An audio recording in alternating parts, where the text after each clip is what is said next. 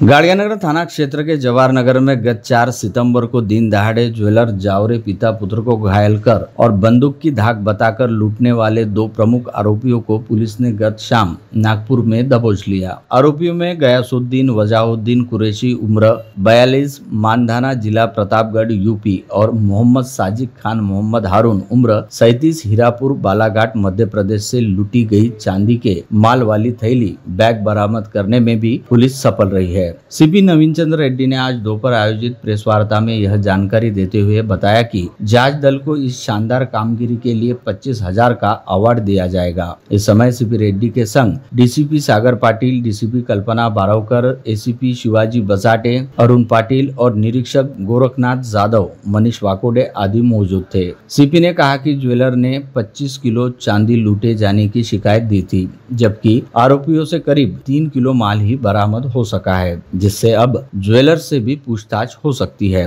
बहरहाल पुलिस की शहर की दिनदहाड़े हुई डकैती के तुरंत बाद भंडाफोड किए जाने से आम जनों ने संतोष व्यक्त किया है।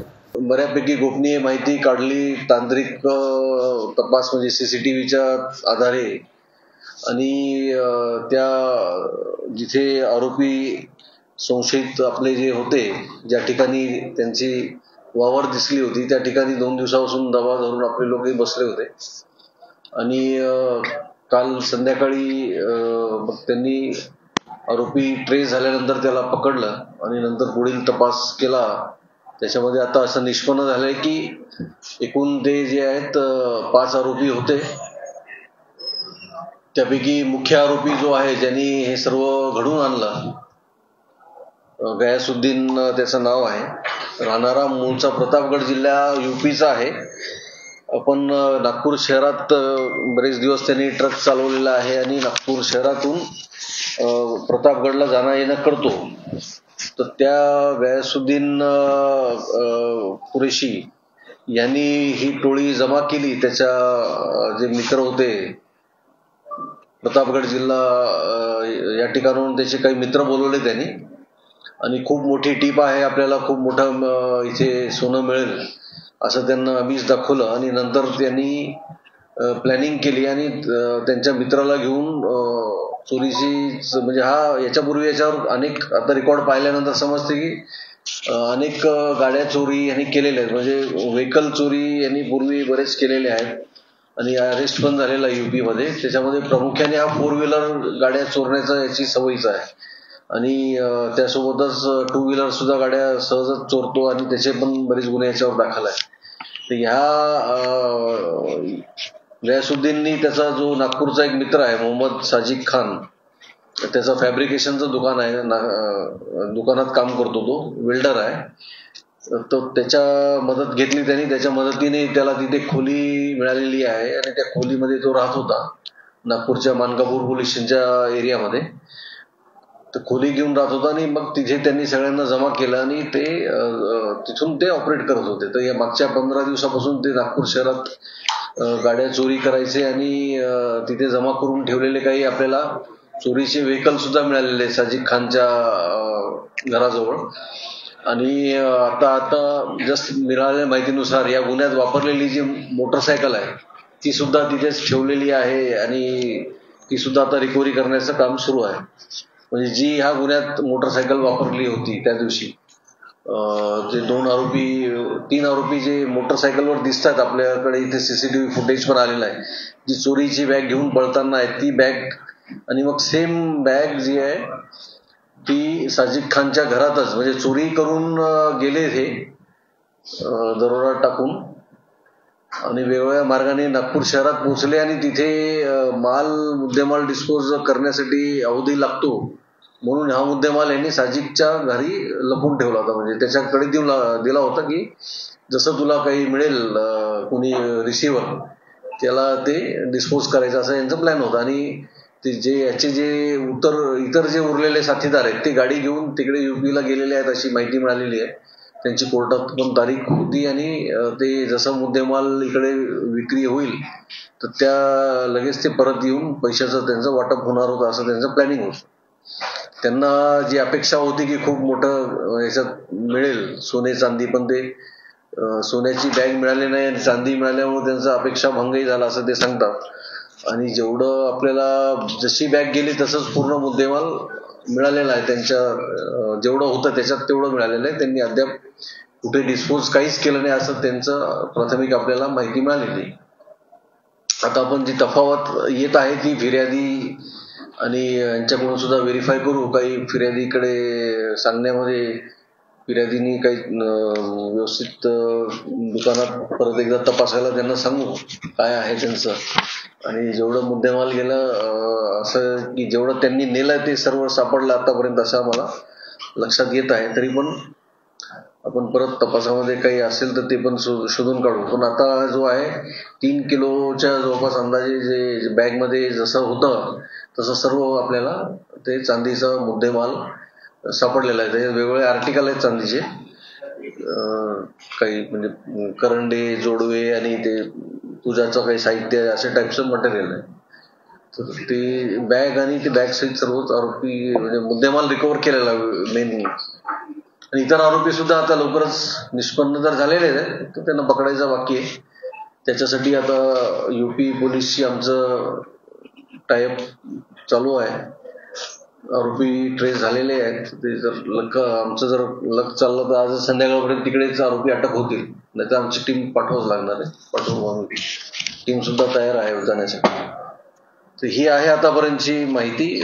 आरोपींनी भैसदेई इथे 4 व्हीलर चोरलेली आहे.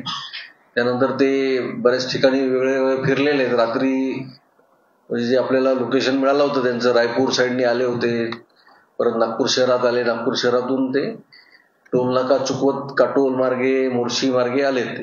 त्यामुळे ते इकडच्या नांदगावच्या टोल नाकावर दिसले नाही. पण आपल्याला ते पेट्रोल पंपवर पेट्रोल भरतानाही दिसत होते. मोर्शीमधून त्यांनी जी 2 व्हीलर चोरलेली आहे ती मोर्शीच आहे ना, वरुड जवळ त्यांनी मोटरसायकल चोरलेली आणि तीच मोटरसायकल या गुन्ह्यात वापरली. आणि आता तीच मोटरसायकल नागपूरला आपल्याला रिकव्हर होत आहे त्या आरोपीच्या तिथेच.